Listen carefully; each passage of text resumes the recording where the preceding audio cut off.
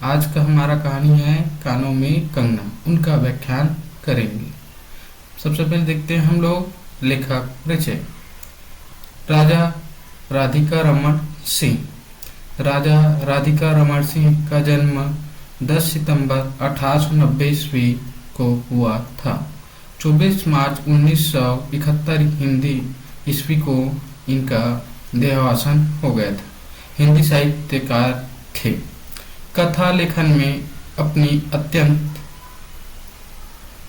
विस्तार था। शैली के कारण हिंदी के तथा साहित्य में वे शैली सम्राट के रूप में स्मरण किए जाते हैं। कहानी किस प्रकार पाठकों को आरंभ से अंत तक पढ़ने के लिए विवश कर सकती है, इस शिल्प को वो जान गए थे। इसलिए वे अपने समय के सबसे लोकप्रिय कहानीकार सिद्ध हुए। उन्होंने 50 वर्षों तक हिंदी साहित्य की महनीय सेवा की। राधिका रमन प्रसाद सिंह का जन्म बिहार के शाहाबाद के सूर्यपुरा नामक स्थान पर प्रसिद्ध कायस्थ जमींदार राजा राजराजेश्वरी सिंह प्यारे के यहाँ हुआ था। आरंभिक शिक्षा घर पर ही हुई। 1907 ईस्वी में आरा जिला स्कूल से इंट्रेंस पास की। 1909-1910 में सेंट जेवियर्स कॉलेज कोलकाता से एमए और 1912 में प्रयाग विश्वविद्यालय से एफए और 1912 में प्रयाग विश्वविद्यालय से बीए और 1914 ईस्वी में कलकत्ता विश्वविद्यालय से एमए इतिहास की परीक्षा उत्तीर्ण की। कृतियां, कहानियां: कुसुमांजलि, अपना पराया, गांधी टोपी, धर्मधुरी। कहानियां: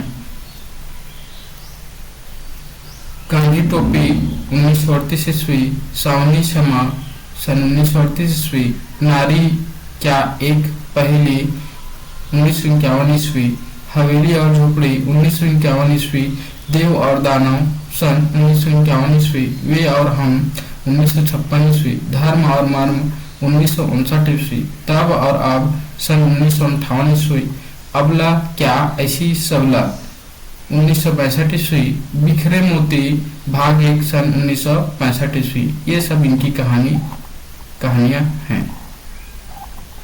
उपन्यास: राम रहीम 1936 ईस्वी, पुरुष और नारी 1939 ईस्वी, सूरदास सन 1942 ईस्वी, संस्कार सन 1944 ईस्वी, पूरब और पश्चिम 1951 ईस्वी, चुंबन और चांटा 1957 ईस्वी में प्रकाशित हुई थी।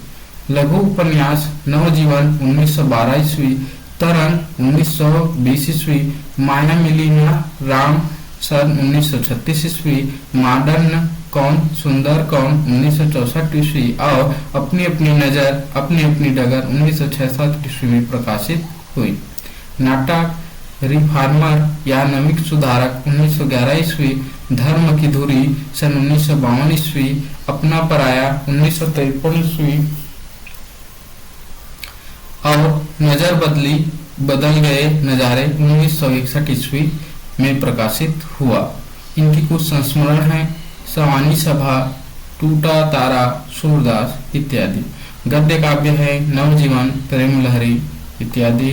गद्य कृतियां है: नारी एक पहेली, पूरब और पश्चिम, हवेली और झोपड़ी, देव और दानव, वे और हम, धर्म और मर्म, तब और अब इत्यादि इनकी गद्य कृतियां हैं। आज हम पढ़ रहे हैं कानों में कंगना। इनके प्रमुख पात्रों का विवरण इस प्रकार है। किरण, जो कहानी के केंद्र बिंदु या मुख्य पात्र है। कहानी की केंद्र बिंदु एक भोली और समर्पित पत्नी जो अंततः प्रेम और वियोग की त्रासदी सहती है। नरेंद्र, में कहानी का कथावाचक और नायक जो अपनी गलती का एहसास देर से करता है। योगेश्वर, किरण के पिता और नरेंद्र के गुरु जो ऋषिकेश के पास रहते हैं। किन्नरी, एक वेश्या। कंगना 1913 ईस्वी में प्रकाशित राजा राधिका रमण प्रसाद सिंह द्वारा रचित एक कालजयी हिंदी कहानी है, जो वासना और निस्वार्थ प्रेम के बीच के संघर्ष को दर्शाती है। यह कहानी नरेंद्र नामक पात्र की कहानी है, जो अपनी पत्नी किरण को छोड़कर वेश्या किन्नरी के प्रेम में अंधा हो जाता है और अपनी सब कुछ खो देता है। अंत में किरण की मृत्यु के बाद उसे पछतावा होता है। मुख्य बातें: लेखक राजा राधिका रमण प्रसाद सिंह। यह कहानी उनके कहानी संग्रह कुसुमांजलि में संकलित है। मुख्य पात्र नरेंद्र नायक है, किरण पत्नी, योगेश्वर किरण के पिता और गुरु और किन्नरी वेश्या। सार: नरेंद्र अपने गुरु योगेश्वर की बेटी किरण से विवाह करता है, लेकिन फिर किन्नरी नामक वेश्या के चक्कर में पड़कर अपनी पत्नी की उपेक्षा करता है और सारे गहने उसे दे देता है। अंततः जब किरण गरीबी और अपमान में दम तोड़ देती है, तब नरेंद्र का नशा उतरता है और उसे अपनी गलती का एहसास होता है, लेकिन बहुत देर हो चुकी होती है। विषय: यह कहानी भारतीय नारी की महानता, त्याग और पुरुषों के वासना में फंसकर बर्बाद होने के दंश को भावुकतापूर्ण तरीके से चित्रित करती है। यह कहानी हिंदी साहित्य में अपने भावनात्मक चित्रण और संस्कृतनिष्ठ भाषा के लिए जानी जाती है। अब है व्याख्यान वाचन। किरण, तुम्हारे कानों में क्या है? उसके कानों में चंचल लट को हटाकर कहा कंगना। अरे, कानों में कंगना? सचमुच? 2 कंगन कानों को घेर कर बैठे थे। हाँ, तब कहाँ पहनूं? किरण अभी भूरी थी। दुनिया में जिसे भूरी कहते हैं वैसी भूरी नहीं, उसे वन के फूलों का भोलापन समझो। नवीन चमन के फूलों की भांति या भंगी नहीं, विविध खाद या रस से जिनकी जीविका है, निरंतर काट छांट से जिनका सौंदर्य है, जो 2 घड़ी चंचल चिकने बाल की भूषा है, 2 घड़ी तुम्हारे फूलदान की शोभा। वन के फूल ऐसे नहीं, प्रकृति के हाथों से लगे हैं, मेघों की धारा से बढ़े हैं। चटुल दृष्टि इन्हें पाती नहीं, जगद्वायु इन्हें छूती नहीं। यह सरल सुंदर सौरभमय जीवन है। जब जीवित रहे तब चारों तरफ अपने प्राण धन से हरे भरे रहे। जब समय आया तब अपनी माँ की गोद में झल पड़े। आकाश स्वच्छ था, नील उदार सुंदर, पत्ते शांत थे। संध्या हो चली थी, सुनहरी किरणें सुंदर पर्वत की जुड़ा से देख रही थी। वह पतली किरण अपनी मृत्यु शैया से इन शून्य नील कानन में क्या ढूंढ रही थी? कौन कहे, किसे एकटक देखती थी? कौन जाने अपनी लीला भूमि को स्नेह करना चाहती थी, या हमारे बाद वहां क्या हो रहा है इसे जोहती थी। मैं क्या बता सकूं? जो हो उसकी उस भंगी में आकांक्षा अवश्य थी। मैं तो खड़ा खड़ा उन बड़ी आंखों की किरण लूटता था। आकाश में तारों को देखा या उन जगमग आंखों को देखा, बात एक ही थी। हम दूर से तारों के सुंदर शून्य झिकमिक को बार बार देखते हैं, लेकिन वह सस्य स्पंद निश्चेष्ट ज्योति सचमुच भावहीन है, या आप ही आप अपनी अंतर्लहरी से मस्त हैं। इसे जानना आसान नहीं। हमारी ऐसी आंखें कहाँ की उनके सारे उस निगूढ़ अंतर में डूबकर थाम ले।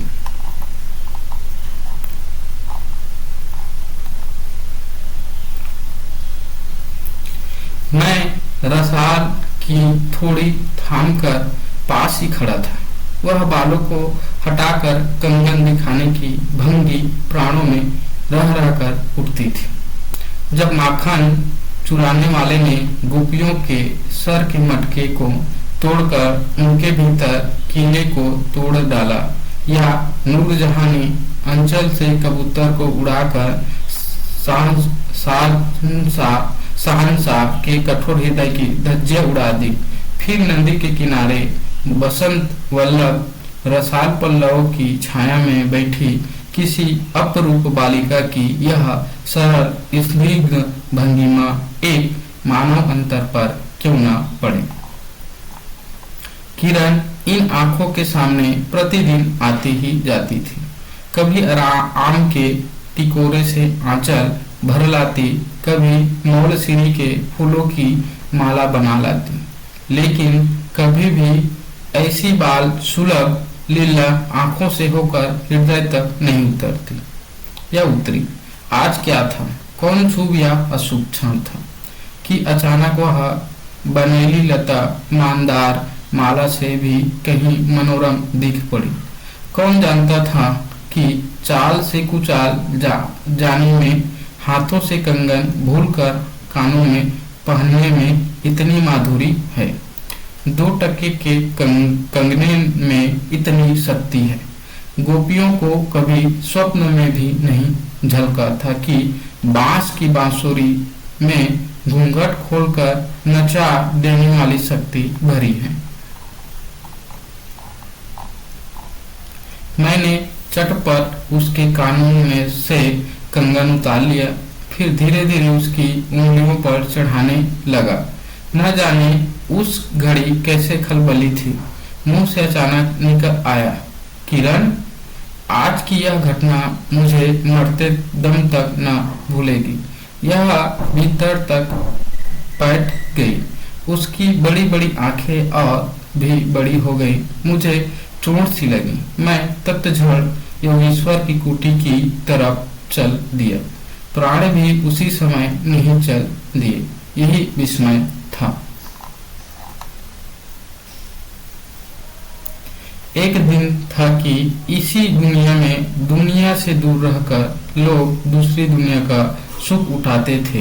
हरिचंदन के पल्लुओं की छाया भूलोक पर कहाँ मिले, लेकिन किसी समय हमारे यहाँ भी ऐसे वन थे जिनके वृक्षों के साये में घड़ी घाम निवारने के लिए स्वर्ग से देवता भी उतर आते थे।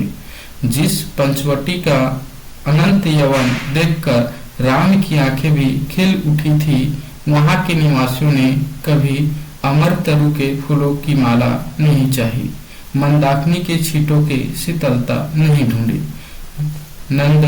नंदनोपवन का सानी कहीं वन भी था। कल्प वृक्ष की छाया में शांति अवश्य है, लेकिन कदम की छाया कहाँ मिल सकती। हमारी तुम्हारी आंखों ने कभी नदनोत्सव की लीला नहीं देखी, लेकिन इसी भूतल पर एक दिन ऐसा उत्सव हो चुका है जिसको देख देख कर प्रकृति तथा रजनी 6 महीने तक ठगी रही। सत सत देवंगनाओं ने परिजात के फूलों की वर्षा से नंदन कानन को उजाड़ डाला। समय ने सब कुछ पलट दिया। अब ऐसे वन नहीं जहाँ कृष्ण गोलोक से उतरकर 2 घड़ी बंसी के टेर दे। ऐसे कुटीर नहीं जिनके दर्शन से रामचंद्र का भी अंतर प्रसन्न हो, या ऐसे मुनीष नहीं जो धर्म धुरंधर धर्मराज को भी धर्म में शिक्षा दे। यदि 1-2 भूले भटके हो भी, तब अभी तक उन पर दुनिया का पर्दा नहीं उठा, जगमगाया कि माया नहीं है। लेकिन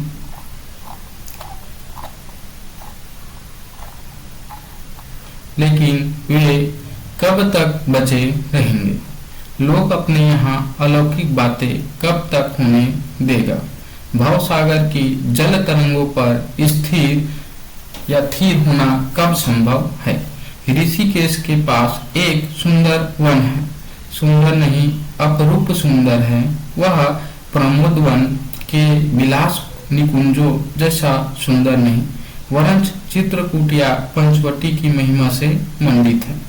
वहाँ चिकनी चांदनी में बैठकर कनक घुंघरू की इच्छा नहीं होती, वरंच प्राणों में एक ऐसी आवेश धारा उठती है जो कभी अनंत साधना के कुल पर पहुंचाती है, कभी जीव जगत के एक एक तत्व से दौड़ मिलती है। गंगा की अनंत गरिमा, वन की निविड़ योग निद्रा वहीं देख पड़े। कौन कहे वहां जाकर यह चंचल चित्त क्या चाहता है, गंभीर अलौकिक आनंद या शांत सुंदर मरण। इसी वन में एक कुटी बनाकर योगीश्वर रहते थे। योगेश्वर योगेश्वर ही थे, यद्यपि यह भूतल ही पर रहते थे, तथापि उन्हें इस लोक का जीव कहना यथार्थ नहीं था। उनकी चित्तवृत्ति सरस्वती के श्री चरणों में थी या ब्रह्मलोक की अनंत शांति में लिपटी थी, और वह बालिका स्वर्ग से एक रश्मि उतरकर उस घने जंगल में उजेला करती रहती थी। वह लौकिक मायाबद्ध जीवन नहीं था, इसे बंधन रहित बाधाहीन नास्ती किरणों की लेखा कहिए।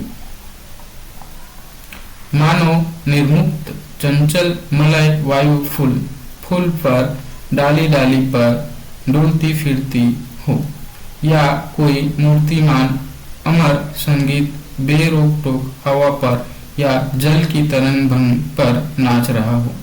मैं ही वहां इस लोक का प्रतिनिधि था। मैं ही उन्हें उनकी अलौकिक स्थिति से इस जटिल मर्त्य राज्य में खींच लाता था। कुछ साल से मैं योगीश्वर के यहाँ आता जाता था।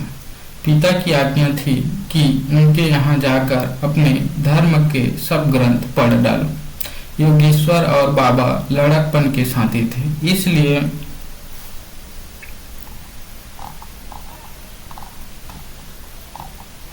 उनकी मुझ पर इतनी दया थी। किरण उनकी लड़की थी। उस कुटीर में एक वही दीपक थे। जिस दिन की घटना मैं लिख आया हूँ, उस दिन सवेरे मेरे अध्ययन की पूर्णाहुति थी और बाबा के कहने पर एक जोड़ा पीताम्बर, 5 स्वर्ण मुद्राएं तथा किरण के लिए 2 कनक कंगन आचार्य के निकट ले गया था। योगेश्वर ने सब लौटा दिए, केवल कंगन को किरण उठा ले गई। वह क्या समझकर चुप रह गए, समय का अद्भुत चक्र है। जिस दिन मैंने धर्म ग्रंथ से मुंह मोड़ा, उसी दिन कामदेव ने वहां जाकर उनकी किताब का पहला सफा उल्टा। दूसरे दिन मैं योगेश्वर से मिलने गया। वह किरण को पास बिठाकर न जाने क्या पढ़ा रहे थे। उनकी आंखें गंभीर थी। मुझको देखते ही वह उठ पड़े और मेरे कंधों पर हाथ रखकर गदगद स्वर से बोले, नरेंद्र, अब मैं चला, किरण तुम्हारे हवाले है। यह कहकर किसी की सुकोमल उंगलियां मेरे हाथों में रख दी। लोचनों के कोने पर 2 बूंदें निकलकर झांक पड़ी। मैं सहम उठा। क्या उन पर सब बातें विदित थी? क्या उनकी तीव्र दृष्टि मेरी अंतर्लहर तक डूब चुकी थी? वह ठहरे नहीं, चल दिए। मैं कांपता रह गया। किरण देखती रह गई। सन्नाटा छा गया। वन वायु भी चुप हो चली। हम दोनों भी चुप चल पड़े। किरण मेरे कंधे पर थी। हठात अंतर से कोई अकड़ कर कह उठा, हाय नरेंद्र, यह क्या? तुम इस वन फूल को किस चमन में ले चले? इस बंधन विहीन स्वर्गीय जीवन को किस लोक जाल में बांधने चले? कंकड़ी जल में जाकर कोई स्थायी विवर नहीं फोड़ सकते। क्षण भर जल का समतल भरे ही उलट पुलट हो, लेकिन इधर उधर से जल तरंग दौड़कर उस छिद्र का नाम निशान भी नहीं रहने देती। जगत की भी यही चाल है। यदि स्वर्ग से देवेंद्र भी आकर इस लोक चलाचल में खड़े हों, फिर संसार देखते ही देखते उन्हें अपना बना लेगा। इस काली कोठरी में आकर इसकी कलीमा से बचे रहे ऐसी शक्ति अब आकाश कुसुम ही समझो। 2 दिन में राम हाय जानकी कहकर वन वन डोलते फिरे। 2 क्षण में यही विश्वामित्र को भी स्वर्ग से घसीट लाया। किरण की भी यही अवस्था हुई। कहाँ प्रकृति की निर्मुक्त गोद, कहाँ जगत की जटिल बंधन पास, कहाँ से कहाँ आ पड़ी। वह अलौकिक भोलापन, वह निसर्ग उच्छ्वास हाथों हाथ लूट गए। उस वन फूल की विमल कांति लौकिक चमन की मायावी मनोहारिता में परिणत हुई। अब आंखें उठाकर आकाश से नीरव बातचीत करने का अवसर कहाँ से मिले। मलय वायु से मिलकर मलयाचल के फूलों की पूछताछ क्यों कर हो। जब किशोरी नए सांचे में ढलकर उतरी, उसे पहचानना भी कठिन था। वह अब लाल चोली हरी साड़ी पहनकर सर पर सिंदूर रेखा सजती और हाथों के कंगन, कानों की बाली, गले की कंठी तथा कमर की करधनी दिन दिन उसे चित्त को नचाए मारती थी। जब कभी वह सच धज कर चांदनी में कोठे पर उठती और वसंत वायु उसके आंचल से मोतियों की लपट लाकर मेरे बरामदे में भर देता, फिर किसी मत वाली मधुरी या तीव्र मंदिरा के नशे में मेरा मस्तिष्क घूम जाता और मैं चटपट अपना प्रेम चित्कार फूलदार रंगीन चिट्ठी में भरकर जूही के हाथ ऊपर भेजवाता या बाजार से दौड़कर कटकी गहने या विलायती चूड़ी खरीद लाता। लेकिन जो हो, अब भी कभी कभी उसके प्रफुल्ल वदन पर उस आलोक की छटा पूर्व जन्म की सुख स्मृतिवत चली आती थी और आंखें उसी जीवंत सुंदर झिकमिक का नाच दिखाती थी। जब अंतर प्रसन्न था, फिर बाहरी चेष्टा पर प्रतिबिंब क्यों न पड़े। यूं ही 1-2 साल मुरादाबाद में कट गए। एक दिन मोहन के यहाँ नाच देखने गया। वहीं किन्नरे से आंखें मिली क्या, लीन हो गई। नवीन यौवन, कोकिल कंठ, चतुर चंचल चेष्टा तथा मायावी चमक। अब चित्त को चलाने के लिए और क्या चाहिए। किन्नरी सचमुच किन्नरी ही थी, नाचने वाली नहीं, नचाने वाली थी। पहली बार देखकर उसे इस लोक की सुंदरी समझना दुरुस्त था। एक लपट जो लगती किसी नशा सी चढ़ जाती। यारों ने मुझे और भी चढ़ा दिया। आंखें मिलती मिलती मिल गई, हृदय को भी साथ साथ घसीट ले गई।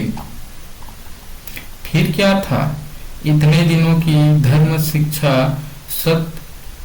सत्सर की पूज्य लक्ष्मी, बाप दादाओं की कुल प्रतिष्ठा, पत्नी से पवित्र प्रेम एक एक करके उसके प्रतित वासना कुंड में भस्म होने लगे। अग्नि और भी बढ़ती गई। किन्नरी की चिकनी दृष्टि, चिकनी बातें घी बरसाती रही। घर बार सब जल उठा, मैं भी निरंतर जलने लगा। लेकिन ज्यों ज्यों जलता गया, जलने की इच्छा जलाती रही। 5 महीने कट गए, नशा उतरा नहीं। बनारसी साड़ी, फारसी जैकेट, मोती का हार, कटकी कर्णफूल, सब कुछ लाकर उस मायाकारी के अलकतक रंजित चरणों पर रखे। किरण हेमंत की मालती बनी थी, जिस पर एक फूल नहीं, एक पल्लव नहीं। घर की वधू क्या करती, जो अनंत सूत्र से बंधा था, जो अनंत जीवन का संगी था। वही हाथों हाथ पराये के हाथ बीत गया। फिर यो तो 2 दिन के चकमकी खिलौने थे, इन्हें शरीर बदलने या बदलते क्या देर लगे। दिन भर बहानों की माला गुथ गुथ किरण के गले में और शाम को मोती की माला उस नाचने वाली के गले में सशंक निर्लज डाल देना, यह मेरा जीवन निर्वाह था। एक दिन सारी बातें खुल गई। किरण पछाड़ खाकर भूमि पर जा पड़ी। उसकी आंखों में आंसू न थे, मेरी आंखों में दया न थी। बरसात की रात थी, रिमझिम बूंदों की झड़ी थी। चांदनी मेघों से आंख मुंदावल खिल रही थी। बिजली काले कपाट में से बार बार झांकती थी, किसे चंचला देखती थी, तथा बादल किस मरोड़ से रह रह कर चिल्ला उठे थे। इन्हें सोचने का मुझे अवसर नहीं था। मैं तो किन्नरी के दरवाजे से हताश लौटा था। आंखों के ऊपर न चांदनी थी न बदली थी। त्रिशंकु ने स्वर्ग को जाते जाते बीच में ही टंग कर किस दुख को उठाया, और मैं तो अपने स्वर्ग के दरवाजे पर सर रख कर निराश लौटा था। मेरी वेदना क्यों न बड़ी हो। हाय, मेरी उंगलियों में एक अंगूठी भी रहती तो उसे नजर कर उसके चरणों पर लौटता। घर पर आते ही जूही को पुकार उठा। जूही, किरण के पास कुछ भी बचा हो तब फौरन जाकर मांग लाओ। ऊपर से कोई आवाज नहीं आई, केवल सर के ऊपर से एक काला बादल क्लांत चित्कार के चिल्ला उठा। मेरा मस्तिष्क घूम गया। मैं तत्क्षण कोठे पर दौड़ा। सब संदूक झांके, जो कुछ मिला सब तोड़ डाला, लेकिन मिला कुछ भी नहीं। अलमारी में केवल मकड़े का जाल था। श्रृंगार बॉक्स में एक छिपकली बैठी थी। उसी दम किरण पर झपटा। पास जाते ही सहम गया। वह एक तकिए के सहारे निसहाय निस्पंद लेटी थी। केवल चांद ने खिड़की से होकर उसे गोद में ले रखा था, और वायु उस शरीर पर जल से भिगोया पंखा झल रही थी। मुख पर एक अपरूप छटा थी। कौन कहे कहीं जीवन की शेष रश्मि क्षण भर वहीं अटकी। आंखों में एक जीवन ज्योति थी। शायद प्राण शरीर से निकलकर किसी आश्रय से वहां बैठ रहा था। मैं फिर पुकार उठा, किरण, किरण, तुम्हारे पास कोई गहना भी रहा है? हाँ, क्षीणकंठ की काकली थी। कहाँ है? अभी देखने दो। उसने धीरे से घूंघट सरका कर कहा, वही कानों का कंगना। सर तकिए से ढल पड़ा, आंखें भी छिप गई। वह जीवांत रेखा कहाँ चली गई? क्या इतने ही के लिए अब तक ठहरी थी? आंखें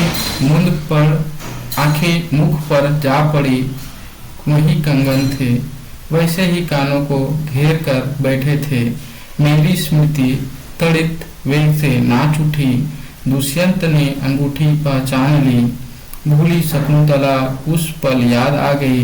लेकिन दुष्यंत सौभाग्यशाली थे, चक्रवर्ती राजा थे।